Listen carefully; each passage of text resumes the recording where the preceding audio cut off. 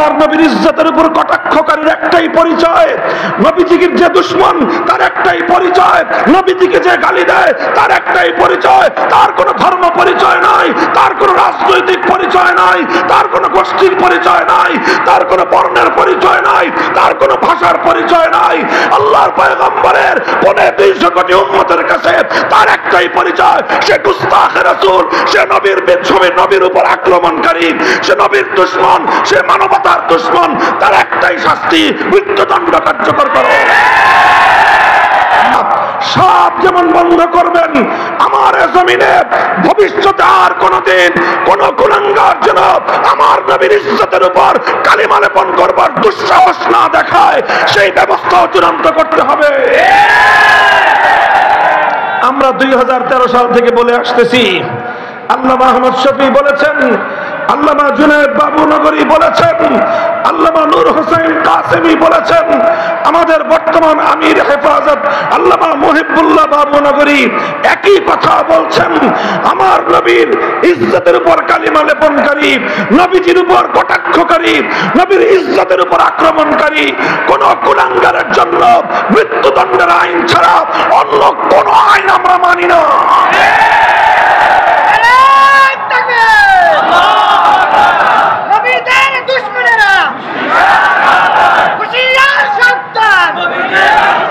কাজেই এই কথা আমরা বলবো, মাঝে মাঝে এই যে সাম্প্রদায়িক সংঘাতের যে একটা আবহ তৈরি করা হয় অধিকাংশ ক্ষেত্রে, আমার নবীকে যদি কেউ গালি দেয় তার পূর্ববর্তী ধর্ম পরিচয় কি সেটা আমাদের বিবেচনা করার এক মুহূর্তের জন্য সময় নাই।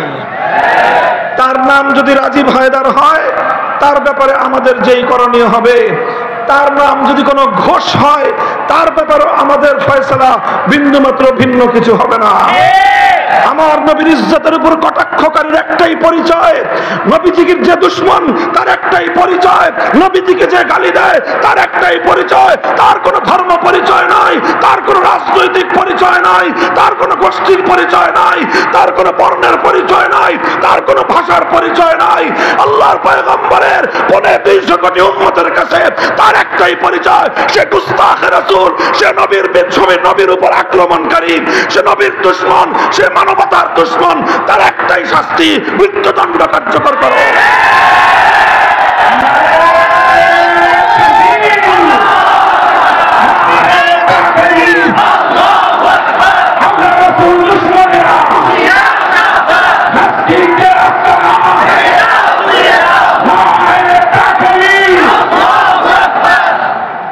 আখেরি কথা আমার, বড় দুঃখ পরিতাপ নিয়ে আজকে কথাটা বলতেছি আমি।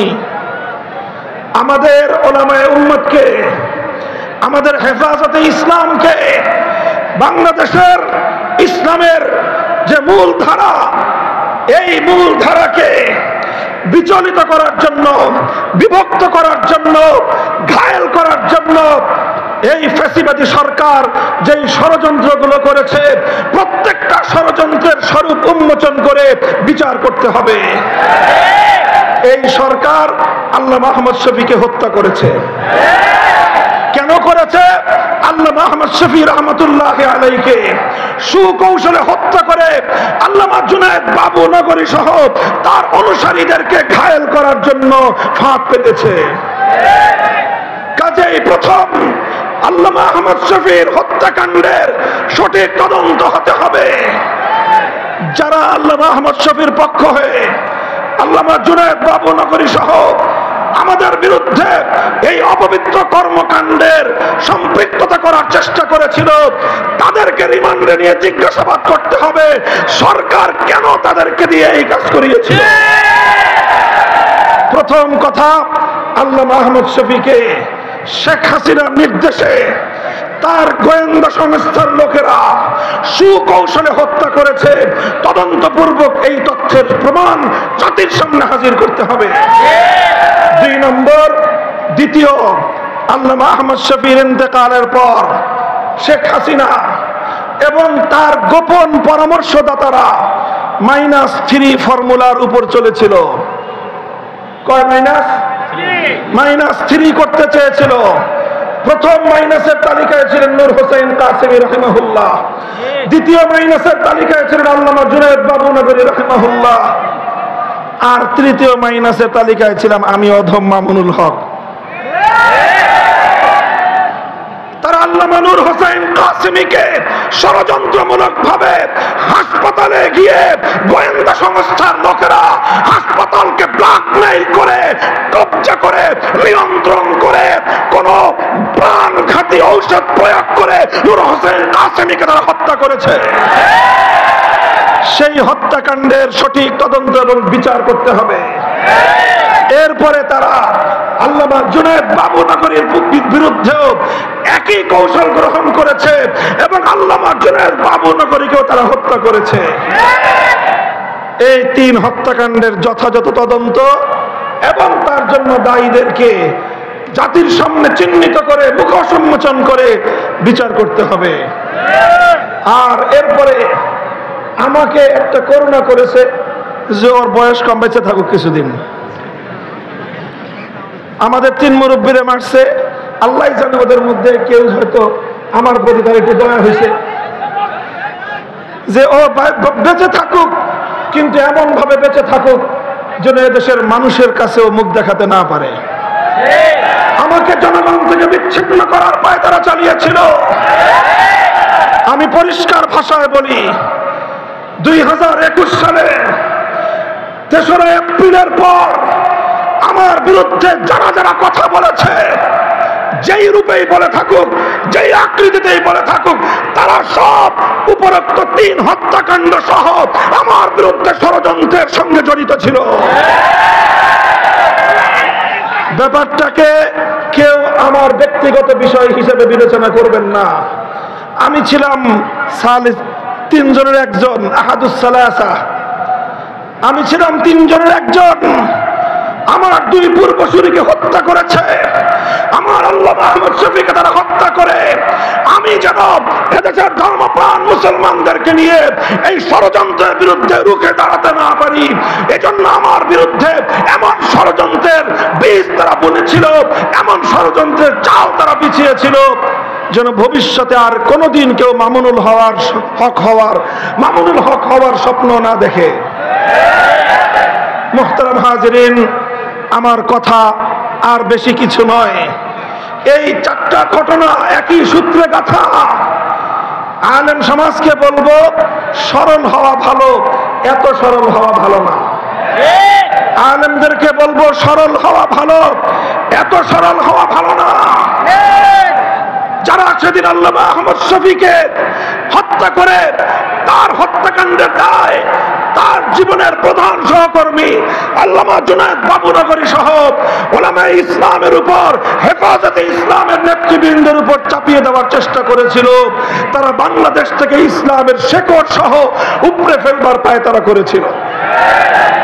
কাজেই এগুলো সুন্দরভাবে, এগুলো যথাযথ তদন্ত, এর স্বরূপ উন্মোচন এবং এর সঠিক বিচার এই জাতি প্রত্যাশা করে। কথা বলেন ঠিক না বেঠিক?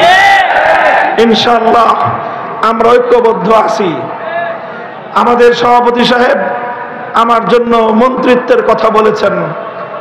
মন্ত্রিত্ব সাময়িক বিষয়, মন্ত্রিত্ব সাময়িক বিষয়। আমাদের হাফিজি হুজুর মন্ত্রিত্ব করেন নাই, আমাদের শেখুল হাদিস আল্লামা আজিজুল হক মন্ত্রিত্ব করেন নাই, আমাদের মুফতি আমিনী রহমতুল্লাহ আলাইহিও মন্ত্রিত্ব করেন নাই, সৈয়দ ফজলুল করিম পীর সাহেব চরমনাই রাহিমাহুল্লাহ মন্ত্রিত্ব করেন নাই, আল্লামা আহমদ শফী মন্ত্রিত্ব করেন নাই, আল্লামা জুনায়েদ বাবুনগরী মন্ত্রিত্ব করেন নাই। আমাদেরও প্রয়োজন না পড়লে মন্ত্রিত্ব করার খাহেশ নাই, তবে একটা খাহেশ আছে, একটা চিন্তা আছে। বাংলাদেশে বোনাস হায়াত আমি পাইছি, আমার বেঁচে থাকাটা এখন বোনাস। যদিও বয়স আমার খুব বেশি না, 51 বছর মাত্র শেষ হয়েছে, সেই হিসাবে আমার বয়স স্বাভাবিক হায়াত অনুযায়ী বোনাস বলার কথা না। যেই ষড়যন্ত্রের জাল ভেদ করে আল্লাহ পাক আমাকে আমাদের পূর্ববর্তী আকাবের সালাসার পরে আল্লাহ আমাকে হায়াতে রেখেছেন, এটা আল্লাহ পাকের বিশেষ কুদরত। আমাকে চেষ্টা করেছিল তারা জনবিচ্ছিন্ন করার। আল্লাহ পাক রব্বুল আলামিন মানুষের অন্তরের মধ্যে আমার প্রতি মহব্বত এবং ভালোবাসা বৃদ্ধি করে দিয়েছেন। এটা আমার কোনো কারামত নয়, এটা আল্লাহ মাহমুদ শফির কারামত, এটা আল্লামা জুনায়েদ বাবুনগরীর কারামত, এটা আল্লামা নূর হোসেন কাসিমের কারামত। তাদের এই হত্যাকাণ্ডের কথাটুকু জাতির সামনে তুলে ধরার জন্যই হয়তো আল্লাহ আমাকে বাঁচিয়ে রেখেছেন। পরিষ্কার বলতে চাই, জালিম ফ্যাসিবাদী স্বৈরাচারী হাসিনার আমলেও হকের মূল কথার ক্ষেত্রে আপোষ করার চিন্তা করি নাই। ভালো ভালো বুঝাইছিলাম, মরা বাপের মূর্তি বানায়েন না, ভালো হবে না। মানুষটা মারা গেছে এবং তাকে আমরা মুসলমানই মনে করি, কাজেই তার মূর্তি বানায় আল্লাহর সামনে তাকে লজ্জিত করেন না, জনগণের সামনে তাকে অপমান করার ব্যবস্থা করেন না। কথাটা ভালো লাগলো না আমাদের। আমার বিরুদ্ধে তিনি ক্ষিপ্ত হলেন, জাতীয় সংসদে তিনি আমার বিরুদ্ধে কথা বললেন, তার গোটা রাষ্ট্রযন্ত্রকে আমার বিরুদ্ধে জ্বালিয়ে দিলেন।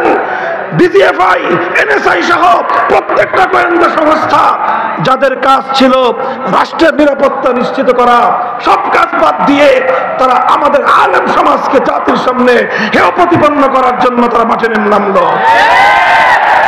খালি কাদেরকে বরখাস্ত করতেছেন দেখতেছি আমরা।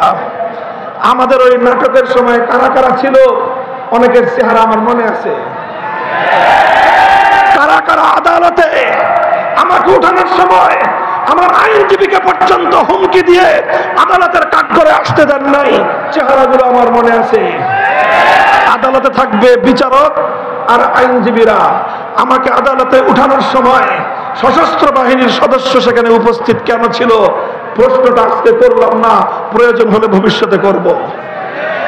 মনে রাখবেন আলেম সমাজকে জাতির কাছ থেকে বিচ্ছিন্ন আপনারা করতে পারবেন না। কারণ ওলামায়ে কেরাম আল্লাহর জন্য কাজ করেন, আল্লাহর দ্বীনের জন্য কাজ করেন, হকের ঝান্ডা সমুন্নত করার জন্য কাজ করেন। জীবনের পরোয়া করার সময় নাই। বলে দিই, আবারও বলছি, হিন্দু ধর্মাবলম্বীরা তারা তাদের মন্দিরে মূর্তি কয়টা বানাবে সেটা নিয়ে আমাদের মাথা ব্যথা নাই।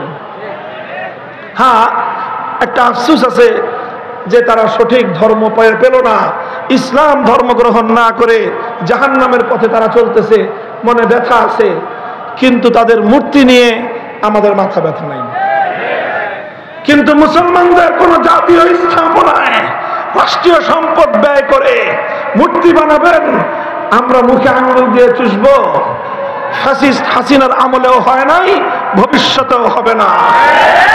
বাংলাদেশে নতুন করে আর কোনদিন ভাস্কর্যের নামে মূর্তি সংস্কৃতি বাস্তবায়ন করতে দেব না। প্রস্তুত থাকবেন তো ইনশাআল্লাহ? হাম পাসবানে মিল্লাতে ইসলামিয়া, আমাদের কাজ হলো ইসলাম ধর্মের পাহারাদারি করা। হাফিজ হুজুর বলতেন যে তোমরা রাষ্ট্র চালাইতেছো, চালাও, ওটা নিয়ে কারাকারি করার খুব আগ্রহ আমাদের নাই। আমাদের জায়গাগুলোকে কাজ করার জন্য নির্বিঘ্ন পরিবেশ তোমরা রাখবা। আমাদের কোনো কাজের ব্যাপারে নাক গলাতে আসবে সে নাক আমরা কেটে ফেলবো। আমার আগামী প্রজন্মের কোন সন্তানকে নাস্তিক্যবাদে দীক্ষিত করবার কোন পায়তারা বরদাস্ত আমরা করব না। এই বিষয়গুলোকে বাদ দিতে হবে। আগামী প্রজন্ম যেন ইসলামের নবী মুহাম্মদ আরবি সাল্লাল্লাহু আলাইহি ওয়াসাল্লামের সিরাত এবং তার জীবন সম্পর্কে যেন জানতে পারে। এই ধরনের শিক্ষা কারিকুলাম এবং শিক্ষা সিলেবাস জাতীয় শিক্ষা ব্যবস্থায় অন্তর্ভুক্ত করতে হবে। এগুলো যদি করেন, ইসলাম ধর্মটা যদি নির্বিঘ্ন নিরাপদ থাকে, আমরা যারা আল্লাহর জমিনে আল্লাহর দ্বীনকে গালেব করে আন্দোলন করি, সংগ্রাম করি, রাজনীতি করি, আমাদের রাজনীতি নিয়ে যদি কারো অ্যালার্জি চুলকারি না থাকে, তার ব্যাপারে আমরা জিরো টলারেন্স নীতিতে যাব না। কিন্তু যে আমার জমিনে ইসলামের নামে আল্লাহর জমিনে আল্লাহর দ্বীনকে বিজয়ী করবার রাজনীতির উপর আঙ্গুল তুলতে চাবে, সে আঙ্গুল আমরা ভেঙে ফেলবো। কথা পরিষ্কার? এটাই সিরাতুন নবী, এটাই সিরাতুন নবী। আমরা আমরা নরমের নরম থাকতে চাই, নম্রভাবে দ্বীনের দাওয়াত দিতে চাই। যদি কেউ আমাদেরকে বাধা দিতে আসে তখন আমরা বাধার পাল্টা জবাব দিতে জানি। আল্লাহ পাক আমাদেরকে বুঝবার তৌফিক দান করেন। সিরাতুন নবীর সোনালী আদর্শ মোতাবেক আল্লাহ সমাজ গঠন করার তৌফিক আমাদেরকে দান করেন।